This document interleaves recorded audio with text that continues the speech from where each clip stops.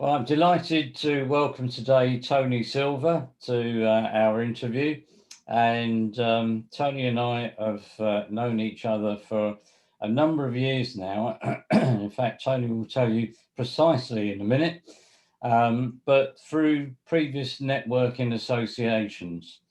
And I'll let Tony introduce himself and then we'll take it from there. So, welcome, Tony. Good morning and welcome to 2021. Yeah, according to LinkedIn, we connected on October the 22nd, 2009. I'm pretty sure we met before that, but it was kind of that sort of probably Q3 back then. So yeah, quite a few Wow. years ago. I think basically things have definitely evolved and changed since then. Steve's not used to calling me Tony K Silver because that is now what I'm known as, and that's quite important because if you put Tony Silver into Google or LinkedIn, there's more than one. Tony K Silver, no, only one in the world. And that is a really useful little thing, a little tip for people out there. If you've got a common name and to disseminate yourself from other people, it's kind of worth adding Yeah, thanks that for that, initial Tony. in there. So just share with us your background and how you come to become a LinkedIn expert.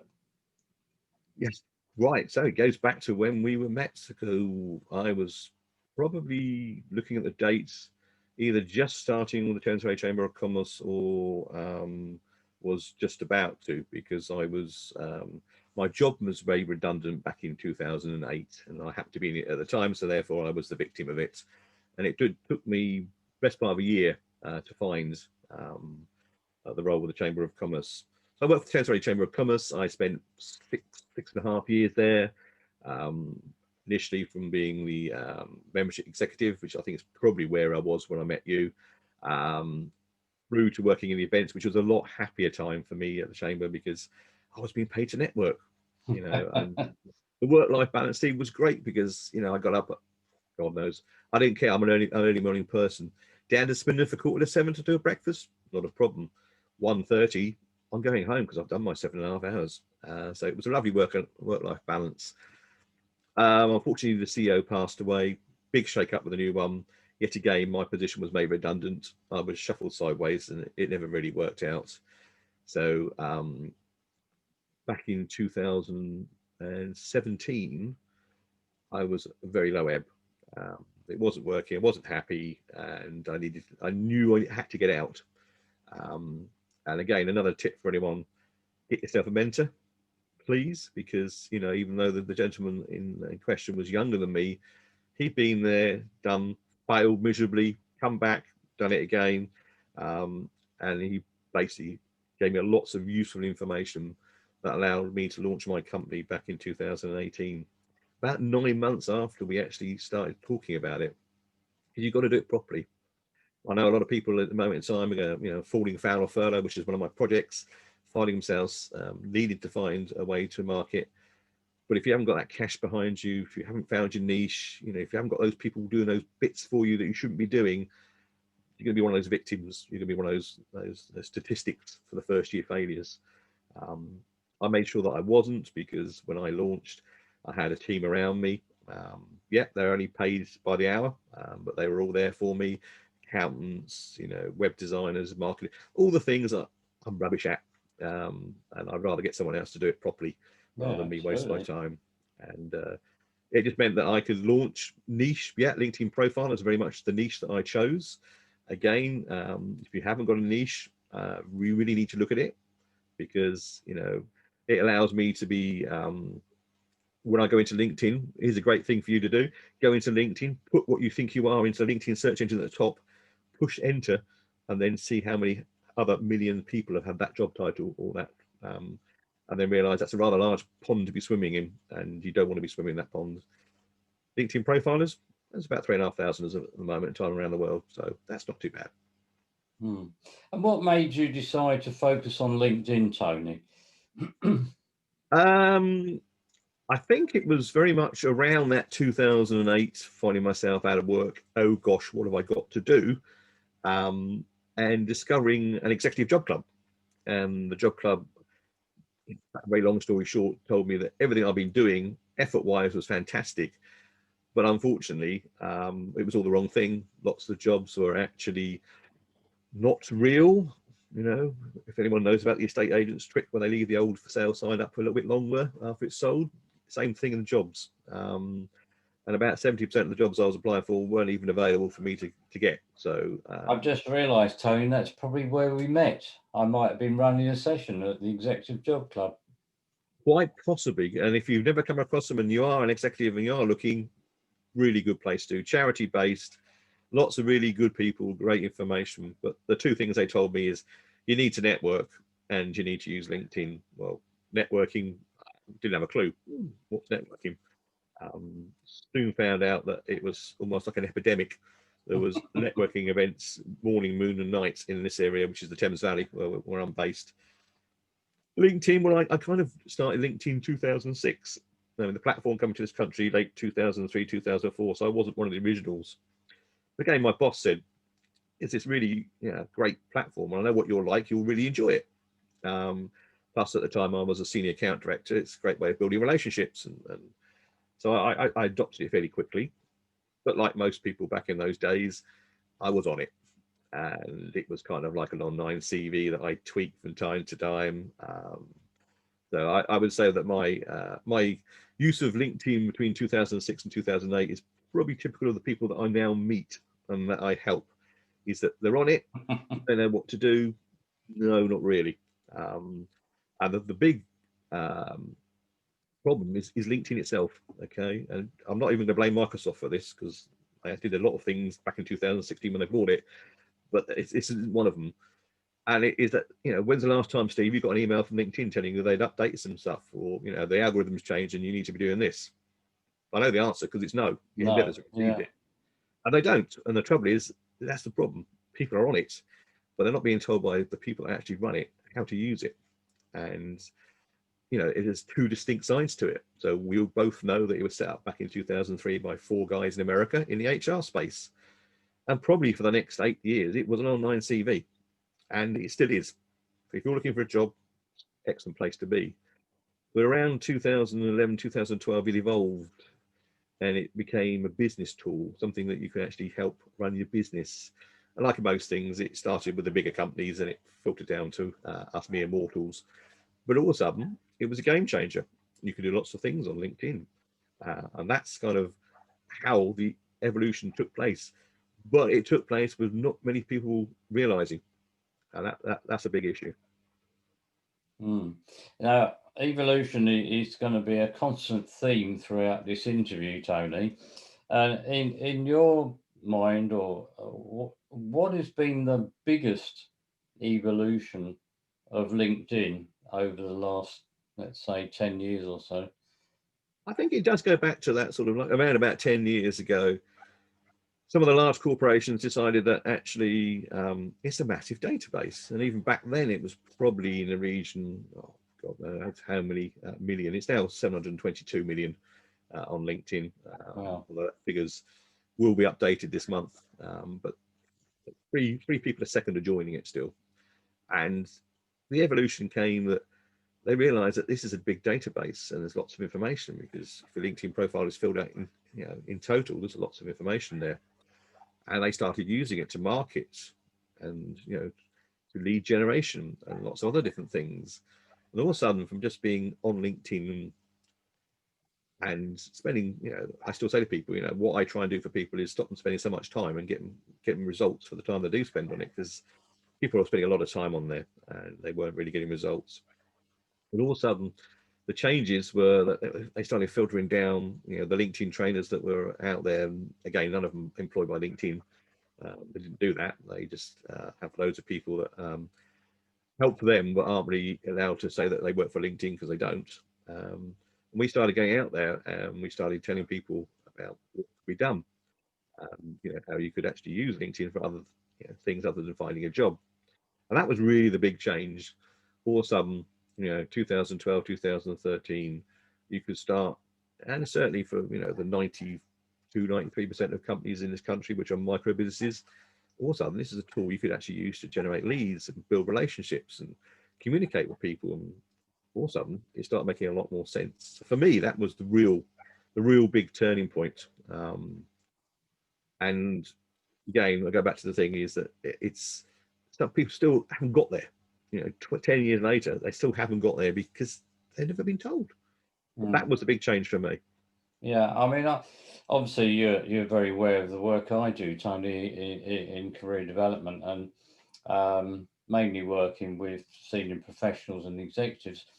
And to this day, I still find it remarkable how many of those people aren't actually properly featured, shall we say, on LinkedIn.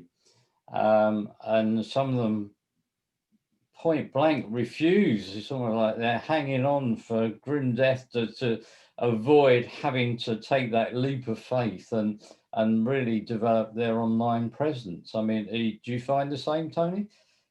Yeah, I mean, there's a small group of people I come across, and it is a small that actually they don't need to be on LinkedIn. In fact, some of them they shouldn't be on LinkedIn because it's what they do is kind of really niche and it's highly secretive, and therefore you don't want to be start telling people about it. So I understand, but yeah, Yeah.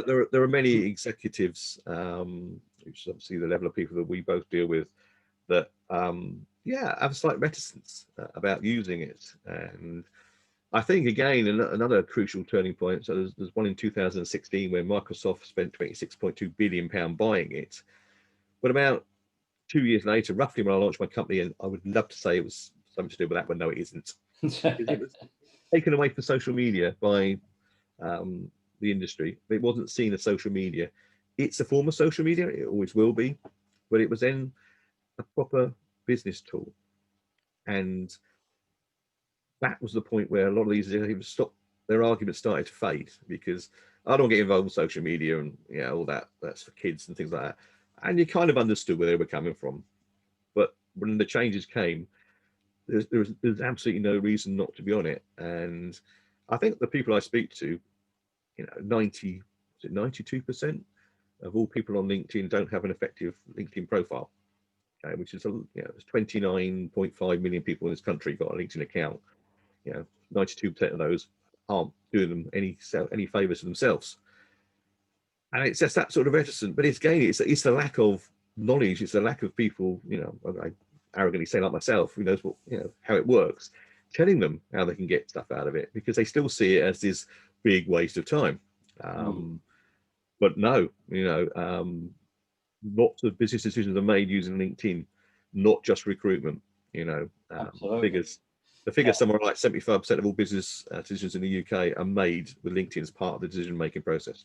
Yeah, no, I can believe that. I mean, I've got contacts and friends who say, "Oh, I'm on LinkedIn and it doesn't work for me." I'm sure you've heard that a million times, Tony. And I said, "Well, what do you actually do on LinkedIn? How do you use it?" And then you get, "Well, I've got my profile up there. I say what I do, but nobody contacts me." I mean, what would you say to people like that, Tony? It's a bit like people that go networking twice and say it doesn't work. And we've met them. We've Yeah, met them, and certainly at the Chamber of Commerce, that was quite endemic, that people went along twice and then said, "Oh, it doesn't really work for me."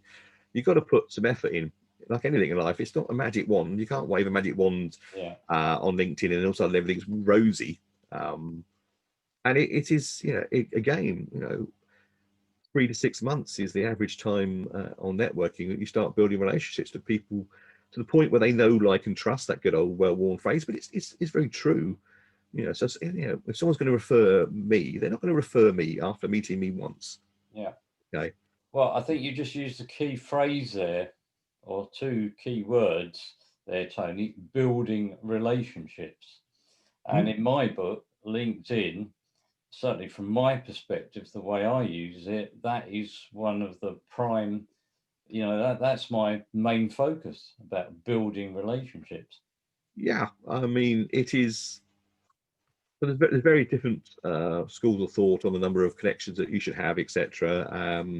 There's no right or wrong answer to that one. 30,000 is the maximum. I personally can't see why I would ever want 30,000 connections. I couldn't cope. I've also got a guy called Andy Lapata, who's writes for one of the daily papers, etc. He's Mr. Networking, he's Mr. Referral. He's fantastic. And he said to me, he said, look, 600 is my limit, Tony. And that's it. I can't handle any more than that. So I said, well, would you like linking with me? He said, well, okay. But he said, but normally you're going to get a no. He said, unless I've got a really good reason for linking with you, why would I? So you've got that sort of camp of people use it for one thing. Others will prospect. I mean, I had one guy who wanted to get to 30,000 as quick as he possibly could. I didn't want to work with him, so I told him no, because it wasn't the right at all what he was trying to do. And what was he going to do with those 30,000 connections?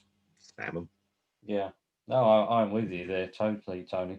So having been massively involved with networking offline with the chamber for many years, what have you noticed in particular that's changed as a result of it now almost exclusively, especially in this COVID era, being online?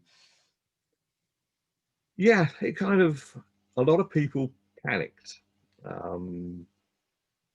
I was one of those people that was the opposite. I actually saw a massive opportunity in it. But a lot of people didn't think it would work, don't like videos. And I got a classic case of, probably a guy I would classify as probably my best friend networking, who for ages I kept on him, you need to use Zoom, you need to, oh, no, I prefer one-to-one meetings, let's go down to the pub, have a pint. Very old school, a couple of years older than me. You can't get him off now. He's on it all the time. And he just says to me, he laughs, said, I should have listened to you. I said, well, yeah, the trouble is that, networking had to evolve and it couldn't go live. And we were never too sure back in March last year how long. We knew there was a different, it was not infinite. There was never, it was going to end at some point. We just didn't know when. And, we had to be sensible about going back and meeting and, will it ever be the same again? That's another question. But some groups adopted it. Some groups didn't. Some people adopted it. Some people didn't. And to this day, there's some people's faces I was seen regularly, physically networking. I haven't seen them on a screen since March, so every January now, so 10 months, nearly 10 months. First of all, and I have made a couple of phone calls. Are they still in existence? Are they still trading? How are they going about, building those relationships? Are they, just doing it online with LinkedIn? Because, although online networking is never exactly the same as good old real life, you still need to do it. You still need to keep people in people's mind's eye. I regularly network still. I'm a lot more choosy now. I definitely review where I go, and I think that's something else. Targeted, I would suggest, Tony. Sorry? Targeted, I would suggest. Yeah, targeted. I think that, I'm very old fashioned, and spreadsheets are something but I've got a spreadsheet on my desktop which is called return on investment. And I include any of my personal development. So, working with someone like yourself, I would, call personal development. I would look to see, what that generates in the way of income for me. It's the same with networking groups. And I did a couple of exercises during that last year, and I realized that although I enjoyed going to them, I wasn't getting anything out of them. And, I thought, well, actually, I'm paying money for this networking group. I know that I know how to network. I've been doing it for I've done over 2,000 events, doing it for 14 years, but I'm not getting any results. So, either I am not telling them what it is that I do, but then I teach people how to do that. So that's kind of not the situation. I was in the wrong room. Simple as that. I was in the wrong room. So I just started asking a question to everyone that I had a one-to-one with is, been in any good rooms recently? This is the level of people I'm looking for. And that's how I've come across 2 or 3 groups I now go to regularly, is just by asking people, I need a return on investment. Okay, it's highly efficient. I can go to Glasgow and have an hour and a half meeting, click of a button, 5 minutes later, I'm in Brighton. You can never do that physically. And I think the big advantage, and I've spoken to a couple of owners of these networking groups, what's going to happen, and I'm still, again, being positive, I'm going to be physically networking by Easter. Okay, full stop, end of story. That's where I'm going to be. And they said to me, well, how do you? And one of them actually said to me, look, as an old hand at this, you know, it's sort of be interested to see what you got to say. I said, well, I'd probably suggest that my online networking will probably be 66 to 75% of all the networking I do. And I didn't think I'd ever say that. That's I, interesting. I still need physical networking because I'm a very touchy-feely, huggy type person. But for efficiency, no. Yeah. So, and he said, well, we're probably looking at a model where, we'd have a live event once a quarter, but all the other ones would be online. I said, yeah, it sounds good to me, because it is just so efficient, and I get to go to places I would never physically go to. Yeah. Okay? I've got a following in the East Midlands, Scotland, Kent, Sussex, which would never have happened before, Yeah. and Yeah. that gets me business. Yeah, So absolutely. And I've had the same, people in different countries where I would never in a million years thought I'd be having networking meetings over Zoom and so on. And yeah, so I must admit, I'm with you on that, Tony. I think, you can't physically replace the real offline one-on-one over a coffee or a beer or a glass of wine or whatever. I don't think you could ever totally replace that, but I agree with you. I think online networking is going to be, yeah, as you say, maybe 75, 80%. yeah, I mean, and there's I keep discovering new platforms. Okay, so Zoom is the one everyone talks about, and it's the one I've been using for about 2.5 years anyway. So when it came round, I was kind Yeah. of already had a professional level account, but no, then Remo came around, and I started going to Remo events, and to this day, it's probably the one that replicates live networking the most because you've got options of who you sit and talk to. Whereas, I mean, breakout rooms, most organizers don't realize that you can actually set it so people can choose which breakout rooms they go into. It's easy to do, but no one's got hold of that. It's been available for about 3 months now. So I often get put in a breakout room and I was thinking, really? I either know the people really well and what's the point, or it's people I don't want to be in the room with. I just, so it's the sort of thing where when you were physically networking, you choose who you went and spoke to. You kind of chose how much time you spend doing it. But it's to say, it wouldn't be that I would be having a conversation with a lady in Glasgow at 4 o'clock on a Friday afternoon. Um, and yeah, that's the thing. It's never going to go away. I mean, I'm still, as a professional speaker, I'm still looking to go on stage and speak live. I've got one penciled in for February. That's not going to happen. The one that's just been confirmed to me for July next year, oh, actually, which is this year now, of course. Yeah, I'm fairly confident that's going to go ahead, and I'll be talking an expo down in Sussex. And again, they sort of said to me, well, we've also got a networking group in Sussex that you're a member of. Would you go? I said, yes, but there's a caveat here. If I'm going to travel 65 miles to Brighton, which I'm happy to do so, I'm going to have a couple of one-to-one meetings on the back of it to make it a worthwhile day. Yeah. So that's the other side of, looking now. I would never have considered before. I'm now looking at, live events as they've got to wipe their nose. They've got to be worth my while going to, Yeah. because, we both know, half hour in a car there, half hour back. Yeah, you can lose up to an hour of dead time. Yeah. Which you No, don't. no, I totally agree. So, how do you feel that LinkedIn will evolve, Tony, from two counts? Firstly, um, for job seekers and also for business owners. Yeah, again, job seekers. As I say, I run a particular project at the moment in time, which is falling foul of furlough, and it is really because people are. I don't like the word pivot and all those other bits, but they find themselves in a situation where they've got to find an alternative way of putting some money into their house. And there's 3 clear areas that people are looking at. They need to go and find another job. Okay, depending on what industry you're in, that's some industries are doing really well, flourishing during lockdown. Others, if you're in the events industry, hospitality, maybe might look at doing something else for a living. Then there's those that are going to take the jump and they're going to go and set up their own company.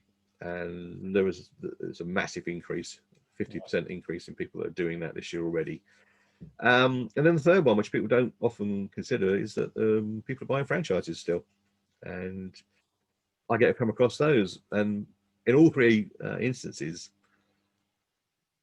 they need to get their LinkedIn profile changed to reflect their new, but also they need to start to use it as actually a tool for their business.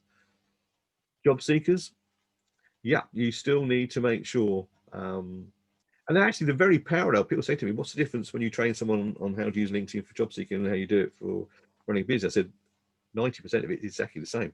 Yeah, I'd agree with you. And it's all around quite simply. So here comes some tips, ladies and gentlemen, is that I'm going to be slightly controversial here as well. I hope your listeners. It's the start of the year. Why not? Well, I've come across lots of coaches that have said about unique selling points, and I think people get too hung up on them. Yeah, niches is fine. I niche down to being a LinkedIn profiler. Do I have a unique selling point? No, I don't. Okay, and the trouble is that 99.99% of you listening to this don't either. Okay, I've met probably 60,000 plus people. 5 people have had unique selling points. So guess what? You're not going to be one of them. So what you've got basically got to do is you've got to be better than the next person. And if that means you're looking for a job, when the person that's in the position of looking for someone lands on your profile, because they're going to look at it, as soon as they are aware of you, whether you sent a CV into them or whatever it is, contacted them, they're going to look on LinkedIn. And what are they going to see? Now, this is the 4 areas that the tips are all around. And I say it doesn't really matter if it's job seekers or if it's business people. People will make a decision, because if they put a search in and you come up in that search, you're not the only one. Okay, just get it clear in your head. There's lots of other people. Therefore, we can. I'm slightly joking on stage. I go, I'm going to swipe you, Tinder you, but that's really the case. You've got between 5 or 7 seconds to engage me, the viewer, with your profile, or I'm going to look at the next person. Okay, and quite simply, the 4 areas are the banner, which goes across the back, your headshot, your headline, which sits under your name, and then the first 3 lines of your about section. They are the crucial bits that you need someone to say yes. So the banner, quite simply, if you've got the standard one, go and change it quickly, because you lost already virtually. It's got to reflect what it is that you as a person can offer. So if it's job, looking for a job, that's obviously your speciality, the sort of things that you can bring to any company. It's a business, again, it's those specialities. So as I say, it's very, very similar. So when people look at mine, quite simply, it tells you very quickly that I'm all about LinkedIn. They're not wasting too much of those 5 or 7 seconds trying to work out what it is I do. And, like yourself, I'm looking at your profile as we speak. It's very clear from yours what it is that you're involved in very quickly. Okay. So many people have lovely arty pictures. I go, oh, wow, fantastic. What is it you do? Yeah. Not a clue. And then, we are professionals. Okay. The one thing between, again, slightly virtual, between Facebook and LinkedIn, LinkedIn's professional. Therefore, if I'm going to spend money with someone, taking on their services or employing somebody, I want to be, involved with the professional. So if their headshot is them leaning against their Lamborghini with a bottle of champagne in their hand, I'm put off. And guess what? Most people are. What we're looking for, is really boring. It is a head and shoulders shot against a plain background. And it's even better if you've got a bit of a smile on your face because you look, you're approachable. Yeah, I honestly, this one, Tony, I've got a comment here because it's a constant source of frustration for me, as a career coach. And there's one client in particular immediately springs to mind where probably 10 years ago, I was saying, well, your LinkedIn profile, well, first it's doing nothing like you were saying before, but secondly, your photo shows you is quite a distant photo, so you don't really see the proper close-up headshot, and they've got a couple of shopping bags. And it looks like they've literally just come back from a shopping trip from Oxford Street in London. And I said, that's not what you want to be projecting. And guess what? To this day, it's still there. Yeah, well, quite simply, the one thing I would tell that person is that they're serious about using LinkedIn, that their shot versus my shot, I'm getting 14 times more engagement. I'd rather have the engagement than being a slightly smart ass approach that they've taken. And that's what it is. If I'm going to be spending money with someone, they need to look professional. Because it's quite likely I've never met them. And certainly at the moment in time, highly likely that I've never met them. I'm having to lose data. And the other thing is, if it's out of date, okay, that's another big problem. Because if I look at someone's headshot and then I meet them in a one-to-one, I'm going, thank you. What else about their profile isn't right? Yeah, there's plenty of them. It's putting 20 down in my years head ago. straight. I mean, I was partially guilty of this because this beard that I have now, it was a COVID beard originally, but because I got great feedback from my network that I should keep it, I kept it. Yeah, very distinguished, Tony. Thank you very much. And that's kind of the feedback I got. So on day one of lockdown being over, I was straight down my headshot lady, and we spent an hour and a half killing ourselves laughing, actually. Got a couple of good shots out of it. But yeah, it had to be that if someone meets me, okay, at a moment in time it's going to be on online, it's me. It's very clearly that it's me that they're talking to. And I think it's a big problem. A lot of people, they have stuff that's out of date because it's deceitful. And as I say to people, I obviously invested money in a professional headshot. To be honest with you, I can see in your room, your office there, you've got a plain wall. The smartphones these days, cameras are fantastic. Yeah. Just get someone to shoot you against a plain background, and it's up to date. That's all you need. Totally agree. I say that to my clients all the time. No excuse, is there? No, And, there isn't. Sorry to stop you in your flow, Tony, because you're going to give some other tips in a minute. What is your take on people who don't have any photo whatsoever? What they're trying to hide. Yeah, I mean, for me, the one thing, because when I do my workshops, I have a slide which says this is what you shouldn't do. And the first one is exactly what you said. It's some guy. He looks like he's been at a wedding reception. He's out in a walled garden of a quite nice looking hotel, perhaps, and someone's taking a shot of him. So it's a full length, hands in his pockets. And it's funny, that's my real problem with the photograph. And quite a few people also say, yeah, right off. But I say, if you try to look at that on a phone, you wouldn't actually be able to identify him anyway. And then there's people who put logos, the company logo in its place, because they're trying to sort of, this is a company page. It's not. Yeah, there's company pages. That's a completely separate thing. Yeah. And the one I use, and I say to people, what do you think this person does? And I get so many different answers. And I say, well, you're all confused, so it just doesn't work. If I haven't got one at all, why not? It puts doubt in my head straight away. I couldn't agree more. A number of years ago, I used to run some LinkedIn training at a job club in London, and I did a test. I thought I'm actually going to test this out, and I think there was probably about, I don't know, 10 people in the room, and I said, and they all got a PC in front of them. I said, right, what I want you to do now is to find somebody else in this room on LinkedIn and tell me your immediate impression of that person. And out of 10 people, and they're all professional people, I think at least 50% of them didn't even have a profile. They couldn't even find them on LinkedIn. And of those that did have a profile, there was probably 3 or so that didn't have a photo.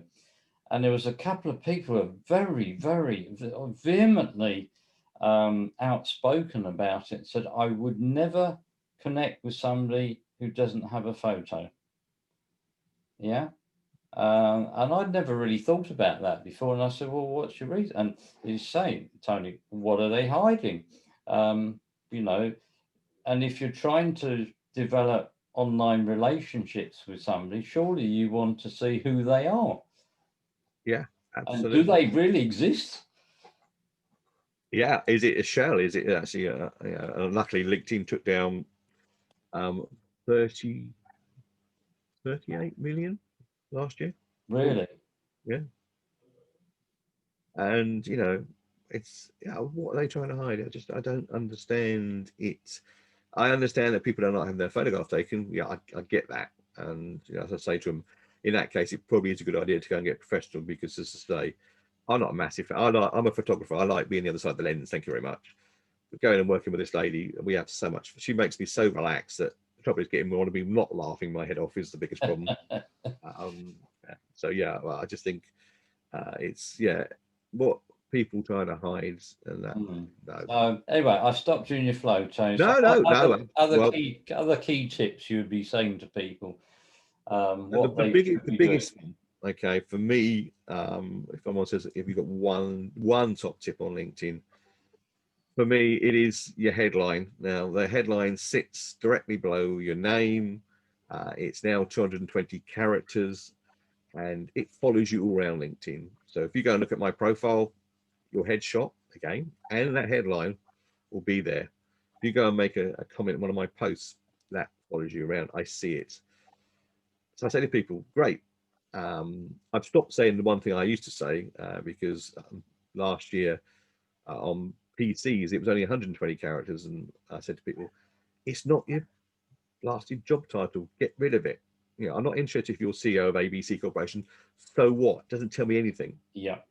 Now I don't mind people having in it with 220 characters. They can involve it. When I say to them, this piece follows you around. It's an advert for you. So consider this, and consider this as a thing I use a lot. Though yes, thank you very much for calling me an expert. I don't want to tell people what it is they have to do, but consider asking a question. I say to them, quite simply, when you look at my profile, I ask a question, and it's a question where I want the person that I ideally want to work with to be answering yes and nodding away at the screen. Yeah. So, would you like your LinkedIn profile to generate you more leads? Yes, please, Tony. You know, I then go on to say, as a LinkedIn profile of 14 years experience, I can help you. And then I might sign it off with a little call to action. But I say to people, I'm putting out a question there that my ideal client is going to be going yes to. Don't want a no answer because we want positive psychology here. I'm then telling them that I'm the solution to that problem. What a great way of using that. And it's for 220 characters, you've got that, and you can put that in there. So in the second part of you know telling people your solution, you can put that job title in there if you want to. But it's interesting what you're saying there, Tony, because yet again, has it ever been made common knowledge that LinkedIn have extended the headline to 220 characters?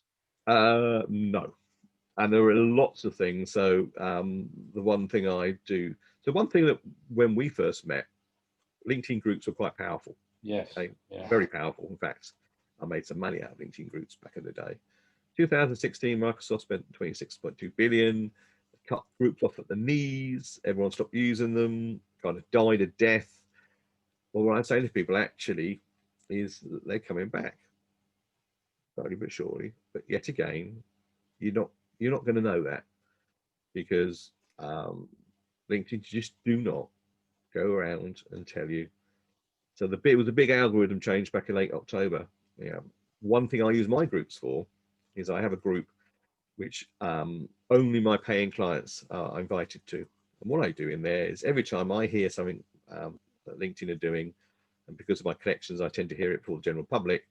I let my clients know that there's this coming up, and the latest algorithm changes mean don't do this, do this instead. But one little thing in there, it took me a little while to do it. So I'm a great fan of video work.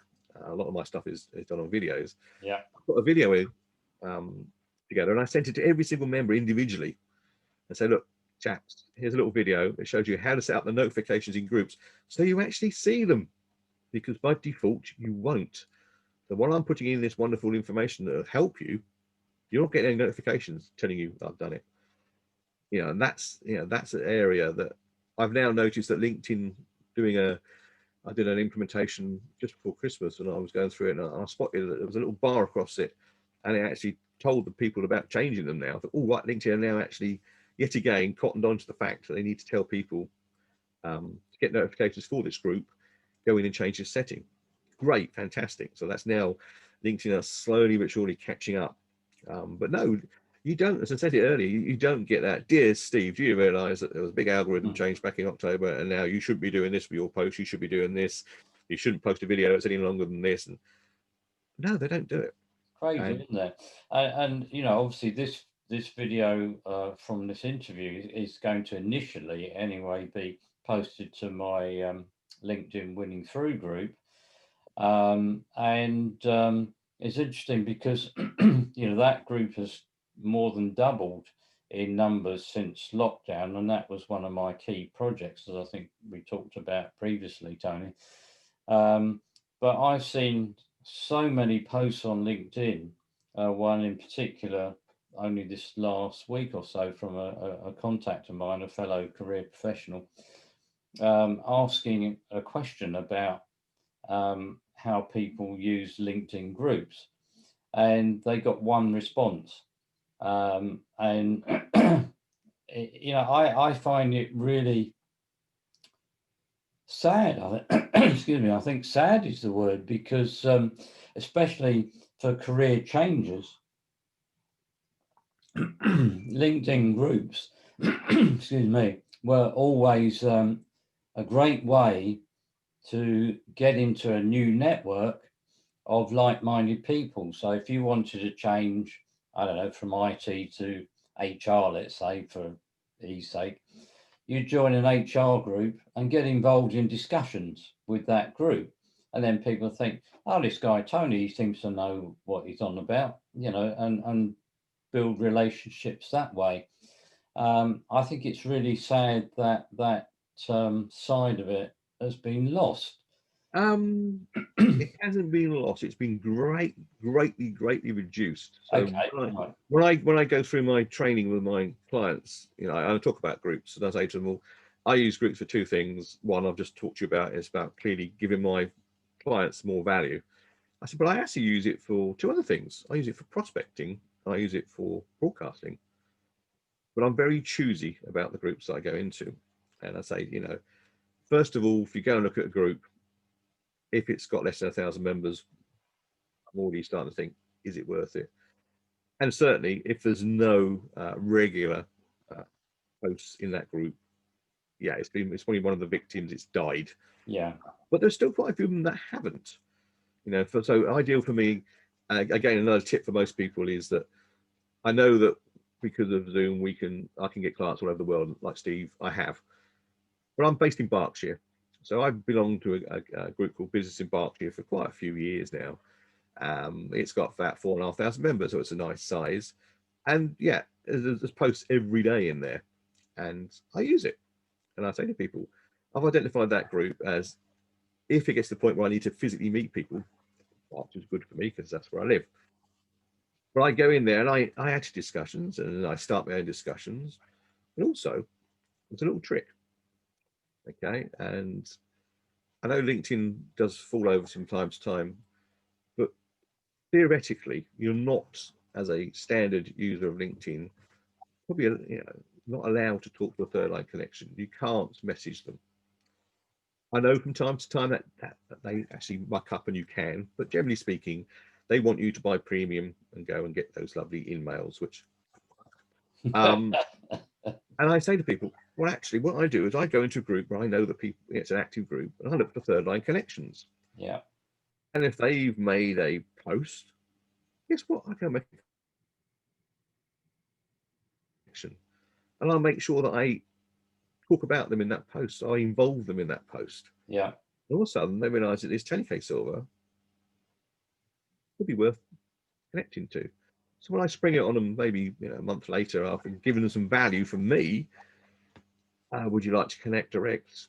Yeah, there was no issues. We do it. Yeah, no, I think that's a great tip, Tony. And yes, back in the day when LinkedIn groups were in their prime, that's something I used to recommend to not just my clients, but anyone I knew. If you want to connect with somebody who's not a a first line connection, and you need to find how you can do that, then find which groups they belong to, Yeah. and do it through that way. So yeah, I lost you for a sec there, Tony. You went, the sound just disappeared for a second, but I think it was evident what you were saying. Yeah, I mean, it's either you pay LinkedIn £47 a month for premium and have these in-mails. Well, the trouble with an in-mail for me is it's no different to a cold call, Steve, because they're third line connections, so they probably don't know you. Yeah. And all of a sudden, an email has popped into their inbox from Tony K. Silver. Who the hell's he? First thing is they have to approve or decline it. And, I have a single figure success rate with emails. I don't tend to use them. I only use them where if I've been in a room and there's been some third line connections and they've heard me give them some hints and tips and I sort of initiate the connection, then I will email them and they know it's me because they've just been speaking to me half hour ago. But generally speaking, just doing people out of the blue, yeah, it doesn't really work.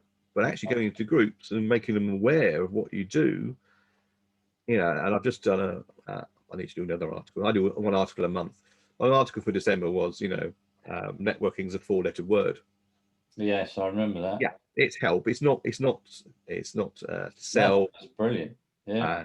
It's all about, the more you give, the more you'll get back. The rules of reciprocity will come into play. And I'm always helping people wanting to give, etc., etc. Don't use networking, don't use LinkedIn overtly to sell because it doesn't work.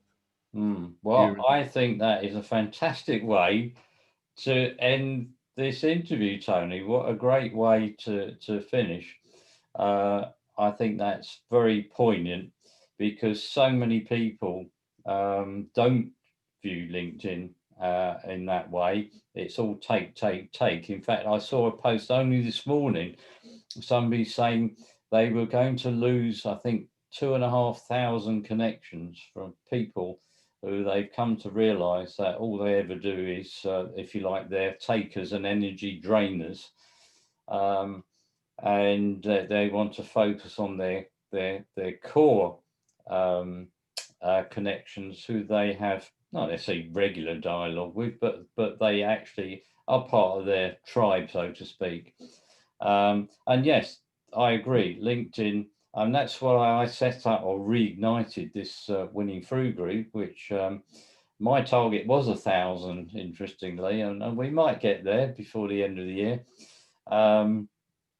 But it was to provide help, to give people positivity, to be a beacon of light in these horrible, dark, crazy, challenging times. And I think one of the biggest challenges is if you don't get the feedback. But when you do ask, and I've had a number of discussions going out with people individually, and they say, "Oh, Steve, I really value what you're putting out there," but you just wish they would actually say that on the post. So I suppose that's I've actually had a conversation with someone very recently, and it was kind of they thought they were doing me a big favor. So fantastic, well done. They understood. So everything I put out, they were liking. Well, I pointed out to them actually on LinkedIn that means nothing. They needed to comment. yeah. I said to them, look, it's only got to be a 4-word comment. But unless it's that, LinkedIn will not even identify it as having taken place. So if someone comes on to me and said, oh, I got 500 likes on my post last week, I go, brilliant. How many comments? 2. How many discussions? What's a discussion? Right, that's the issue. And that unfortunately is the issue. We're not Facebook, we're not after likes. Likes are not registered by LinkedIn at all. And it's funny, I had an email sent to me earlier by another LinkedIn trainer up in the Midlands who I know quite well. And he sort of, I'm not too sure whether this is still current, but I'll put it out there anyway. He's really held on to the golden 2 hours, as we call it. Where so if you can get 15 comments and 15 likes in the first 2 hours, LinkedIn will push this reach out further. Okay. But notice that, it's 15 comments. It's that interaction. LinkedIn wants interaction. They want it as a discussion piece. So again, there's a lot of what I teach people is about how, that most of my clients put out only 2 posts a week and get 10 times the engagement they ever used to, because of what I teach them. It's you're like this, it's not throwing mud against a brick wall hoping some of it sticks. It's being targeted. Yeah, absolutely. Well, again, thanks for your wisdom, Tony, and wish you a prosperous business year. And I'm sure whatever happens, you're going to be spreading your knowledge and experience to many people across LinkedIn, and that's going to be valuable in many respects. So thanks for